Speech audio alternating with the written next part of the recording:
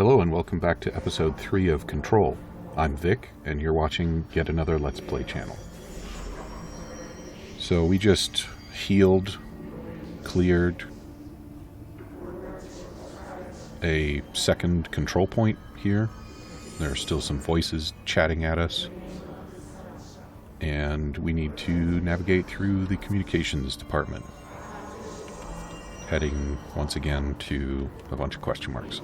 I'm going to backtrack just a little bit because I think I might have rushed past some stuff in my eagerness to get that control point before the end of the last episode.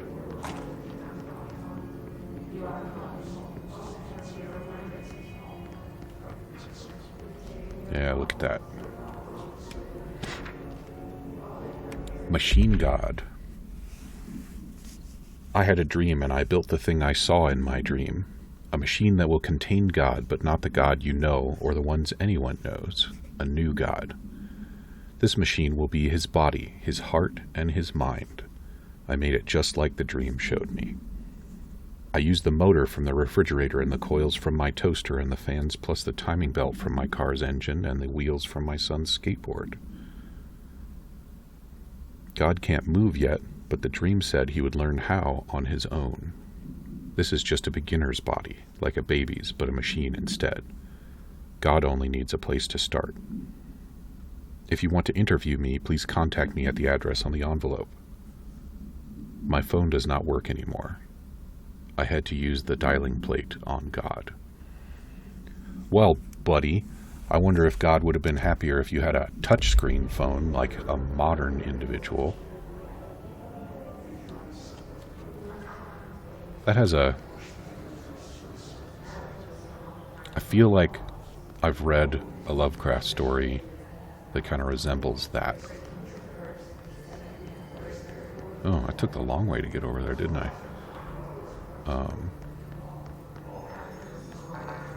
Clearance level 2? I don't even have clearance level 1 yet.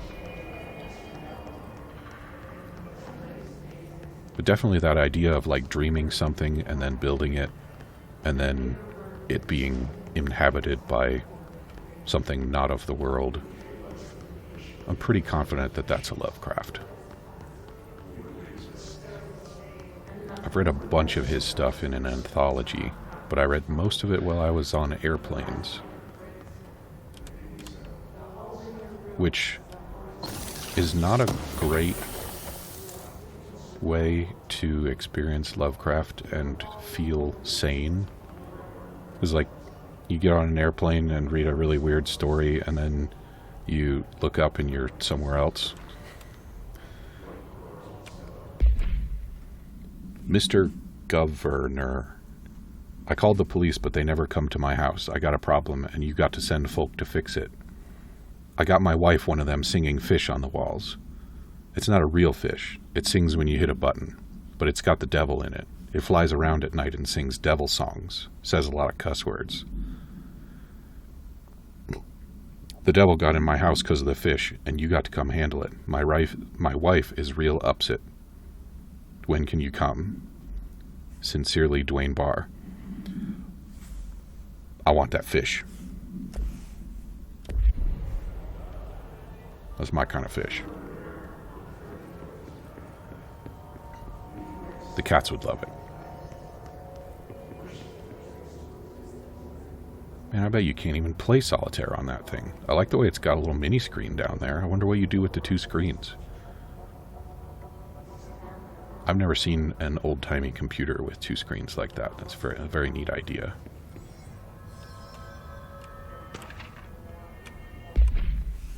Greetings, Director Trench. I'd like to thank you for approving my request for the Dead Letters Archive, cataloging the Bureau's collection of delinquent mail, which will provide an extremely handy database that research teams can use to search for any connections or related topics found among the letters. Aside from the more functional purposes, the archive will allow us to preserve these windows into authentic human encounters with the paranatural world. The letters came to us from various places and times, gathered by the Postal Service as undeliverable. The Bureau is the perfect home for them. I realize not all letters contain accounts of genuine paranatural events, but even the erroneous ones allow us insight into how the unknown is perceived by real people. Of course, I will first compile a system to allow us to analyze the letters for any information or suspected connections with AWEs and other altered materials. So thank you again. Can't wait to delve into my dead letters. The way that this document says real people concerns me. Are the people of the Bureau not real people? Ooh. Physics objects. Is Jesse not real people? Or do they just mean like lay people or something like that?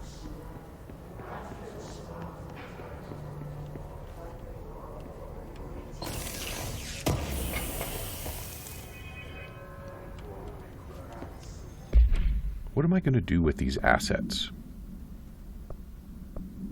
What does it mean to have 3 house memory? Is that a lot of house memory? Is it a little house memory?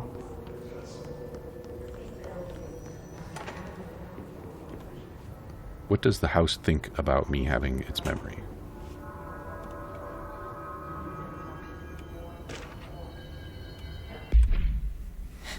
Public reminder regarding drafting any public-facing material while pending any notifications of death related... I already read that one. The specific mention of scissors in that document is peculiar. Oh, but it's related to a particular AWE.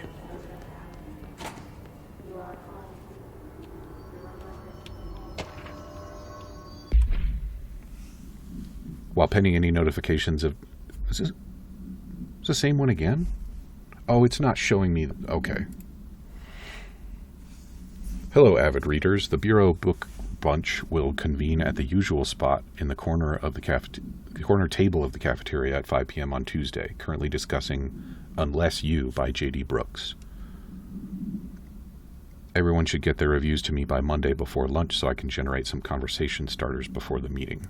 Happy reading. Man, who joins a club to be given homework? Doesn't that sound awful? To whom it may concern, I am being contacted by the past presidents of the United States of America. They appear as spirit guides giving me their wisdom. John Adams keeps saying I need to fix America, but I can't really understand him. They all have a lot of opinions. People tell me I'm imagining, but Theodore Roosevelt showed me how to fix my lawnmower, and I didn't know a thing about lawnmowers. Explain that. Well, what does Theodore Roosevelt know about lawnmowers? I have great dead men telling me about the past and the present. If you'd like to use my abilities to help run the government, please let me know. I know the White House could use me. Yours in earnest, James Bartholomew.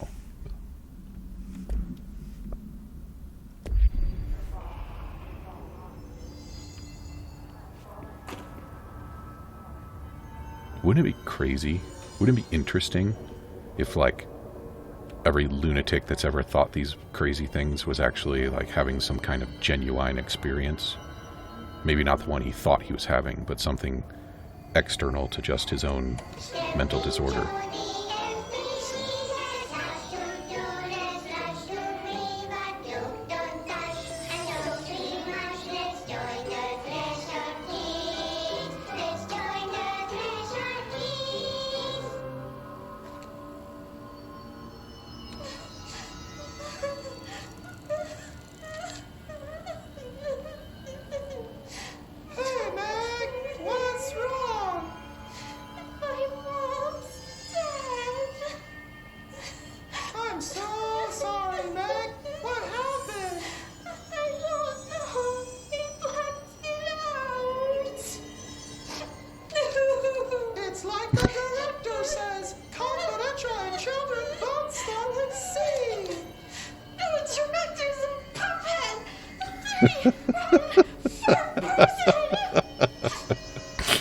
Dad says my mama went missing in action. She walked into the city and didn't come back. I don't know what missing in actions is, but I sure wish someone would find her. I'll help you look, Topher. We'll find your mama together.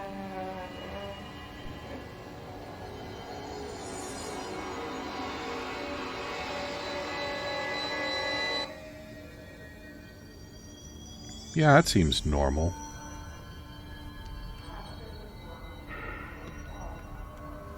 Topher is such an odd name.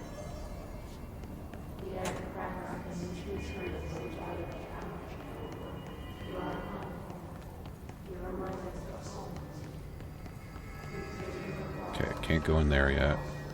This one, these are still open. Communications department, that's where I'm supposed to go. This is definitely a game where you should go all the places you're not supposed to go first. Just look at it. 8 inches wide and capable of storing a whopping 80 kilobytes. Stolen by our friends at the CIA, the disk held the launch codes to Soviet nukes. This is not the disk, of course, but one exactly like it. A perfect fusion of concepts vibrating in the Cold War era collective unconscious. A receptacle. It is a receptacle for dangerous energies to hone in on. And they did. We don't have the details, but when things started flying around the disk, it was transferred to us. It's an object of power. OOP. Oops. Oh, and it can launch things telekinetically through the air. To date, we've launched maybe 3 dozen pencils. And once, we even launched a cup. Cool story, bro. Not exactly the earth-shattering stuff that we're dealing with at the moment, but it's great, Communications. I On guess. the right track. Okay, Jesse. That's blood on the floor.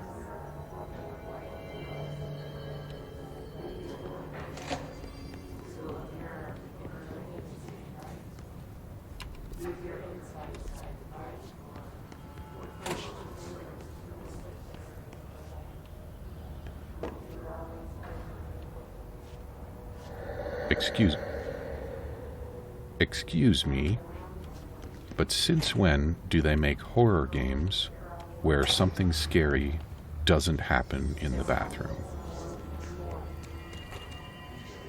That's unacceptable.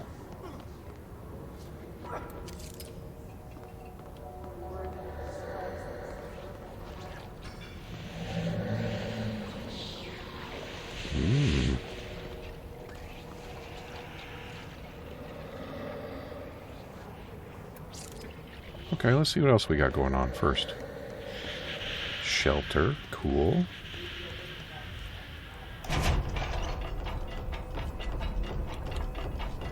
Nobody in the shelter. Unfortunate.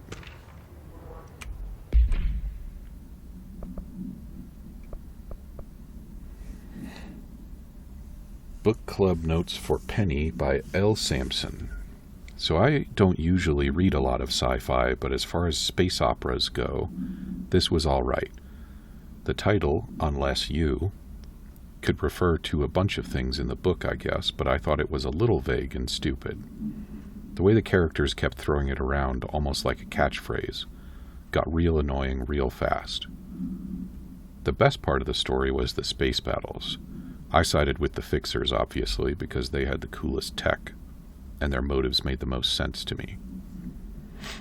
Honestly, if I had to choose between some hoity-toity flowers and guns space hippies or a badass bunch of warriors who go around devouring planets like cheap sushi on a Sunday, I know who I'm picking. That scene where they invade City Planet and convert the entire population using those brain worms, and that space dogfight between the two ace pilots, sign me the fuck up.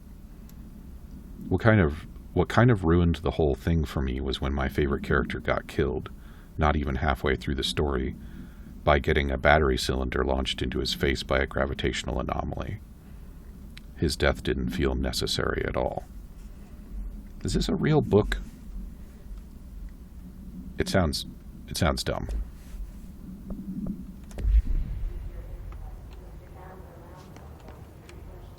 Give me some goodies. Undefined Reading? I already had a bunch of those. Those are some strange resources. Huh. Okay, I think if we go this way, we'll get hurt. Yep. Maybe.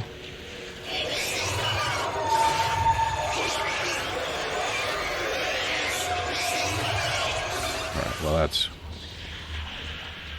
not a good noise. Let's go upstairs. Let's not go upstairs. Oh, we already went in there. Upstairs. No stamina bar. That's nice.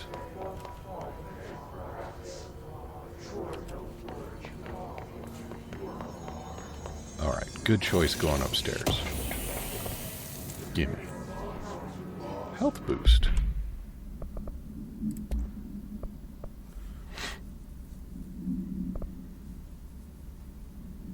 Health plus 17%. I like bigger recovery better.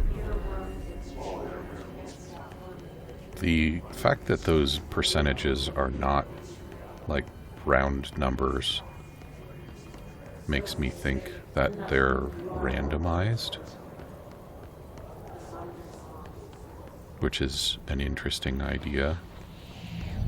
An object of power. Such as this flashed on me. We need to cleanse it. We need to cleanse it.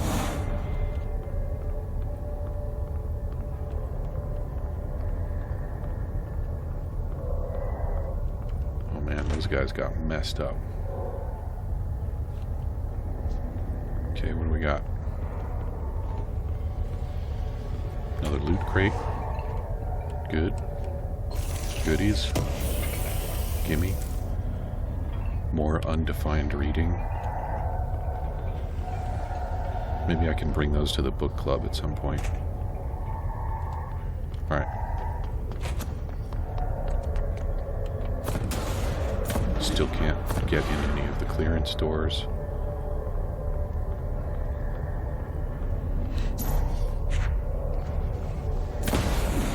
Oh. Ouch. The door's got some kind of barrier on it.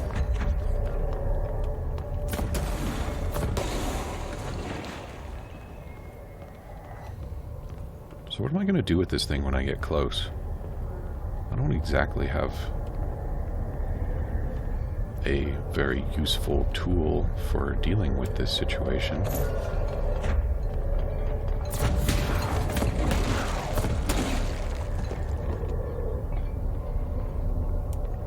But I bet I'm going to steal its power.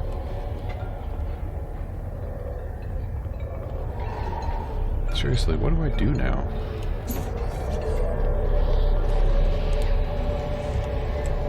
Oh, it's the disc.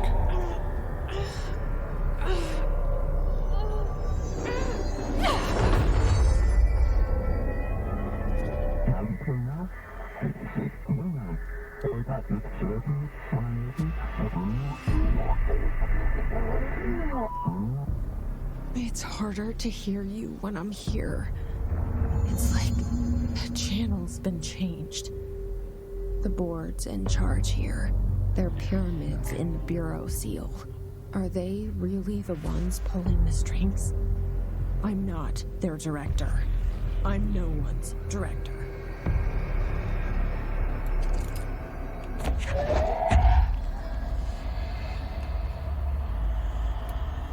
I released E.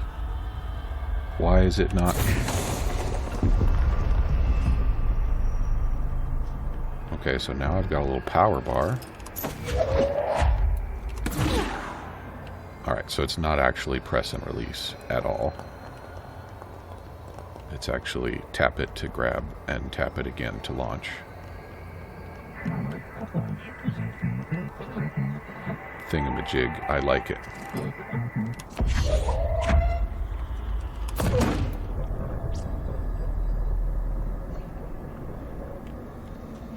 I like the way that cube just slapped in there. That felt good.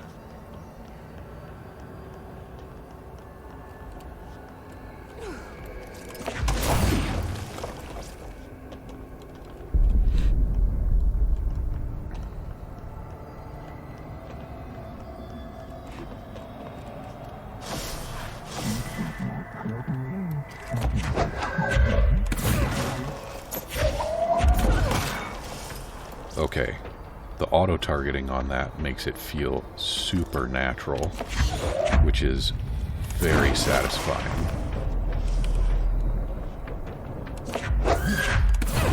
I like that a lot.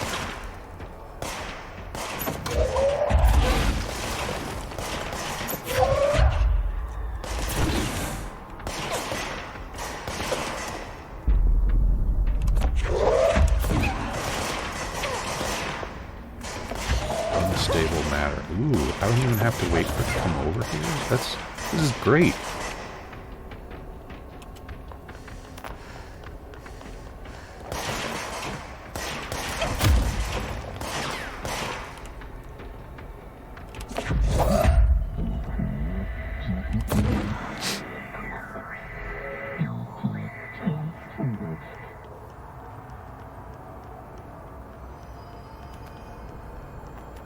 So the hiss is attacking wherever the board resides.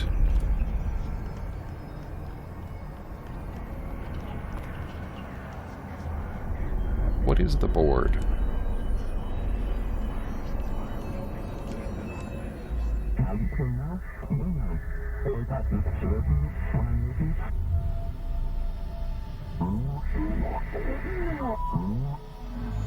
There you are.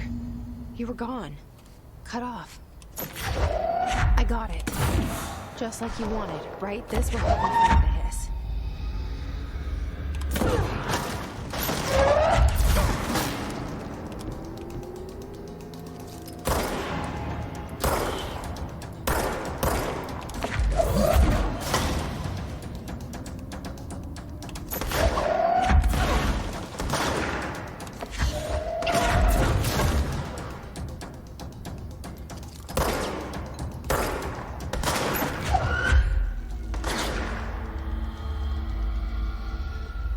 Are you?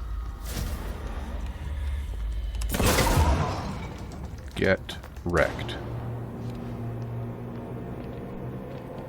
Okay, so the toss stuff around power will just like grab chunks out of the floor if there isn't anything else to hand, and it automatically locks onto targets. It's very, it's not even fire and forget, it's just, it's forget and then fire and then forget some more.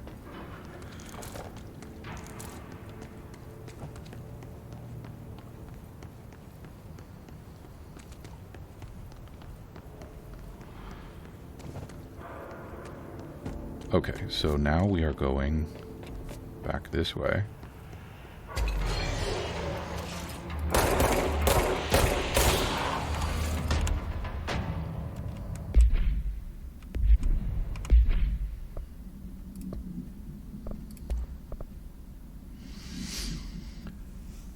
The hiss resonance field is a physical impediment that is difficult to define. Hiss barriers appear as ways to impede escape or access by Bureau personnel.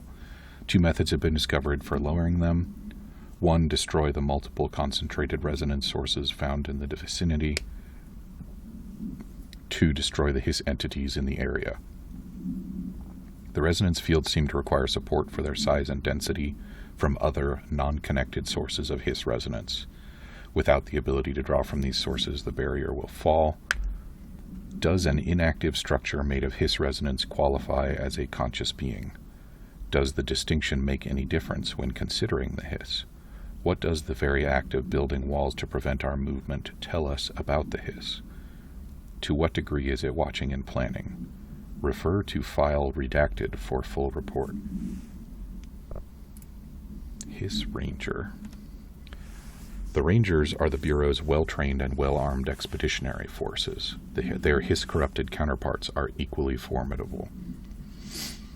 Prior to corruption, Rangers were trained to use a variety of weapons in order to face any threat found during AWE response or threshold exploration, including submachine guns, assault rifles, and automatic shotguns. Hiss Rangers utilize these weapons as well as the advanced tactics taught by Bureau instructors. Some were additionally outfitted with Bureau-made body armor. Hiss Rangers have no observed paranatural abilities beyond some being protected by a shielding of dense hiss resonance, capable of stopping bullets, but not exploding canisters.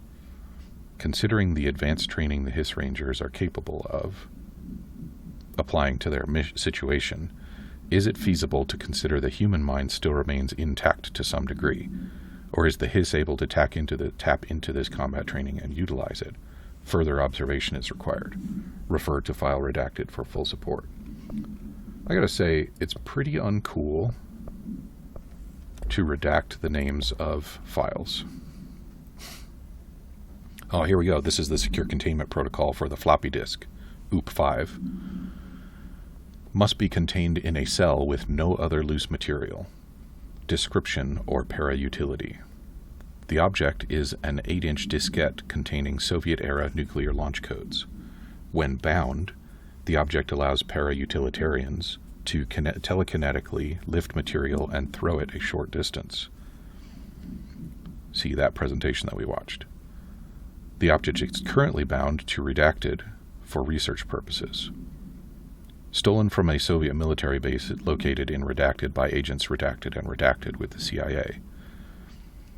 The diskette contains launch codes to redacted missiles. Nuclear missiles, duh. After being returned to America, the diskette began throwing computational hardware at members of the decoding team. An informant in the CIA tipped the Bureau off, and it was requisitioned by agents the next day.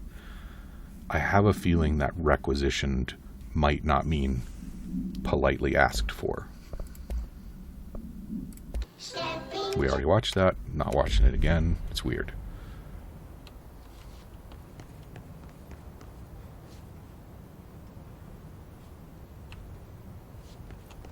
Okay.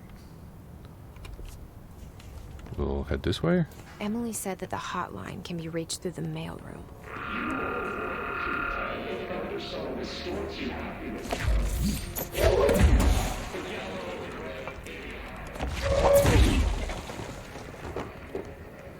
This is a mailroom, is it not? Gimme. House memory, great. I guess. Is that all we got in here? I think that's all we got in here.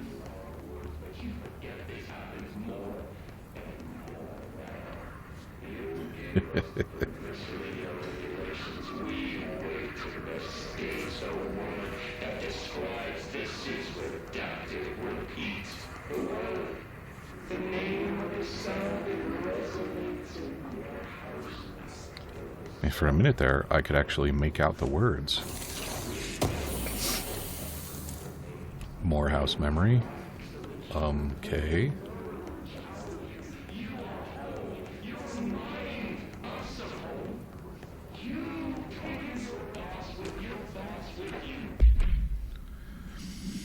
Re-information campaign summary of Willow AWE. National news sites have begun publishing the story of the polar bear attack on the Alaskan town. You all know I don't like to boast, but claiming that the family was killed by migrating polar bears desperate for food because their ecosystem is being ruined by global warming was a stroke of genius. Using current ecological concerns makes the public much less likely to redacted. I'm guessing something along the lines of lend more power to the AWE by believing weird things. So another AWE behind us, and the public is none the wiser. Well done, everyone. This was a strong campaign, and it was perfectly executed. This doesn't mean we can stop monitoring redacted, redacted, and redacted for any off-message opinions, but it's looking like we're in the clear. Tomasi out.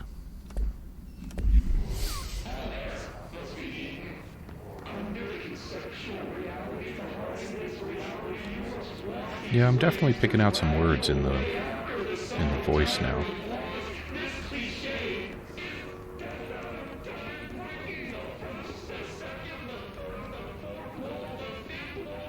These environments are so busy now. I just want to wander everywhere.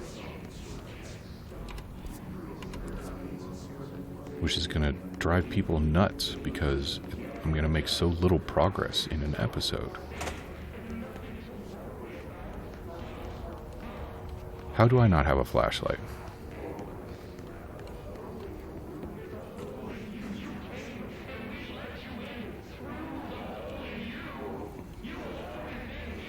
Clearance level 1. This must open the door. Oh. Oh, buddy. You had a thingy. And something ripped out your lower jaw. That sucks, dude. Okay, well, we could go into that thing over there, but we are out of time for today. So, that'll be it for episode 3 of Control. We're going to have some more Breath of the Wild tomorrow. And don't worry, Subnautica hasn't gone anywhere. We're going to be getting some more of that as well. Talk to you soon.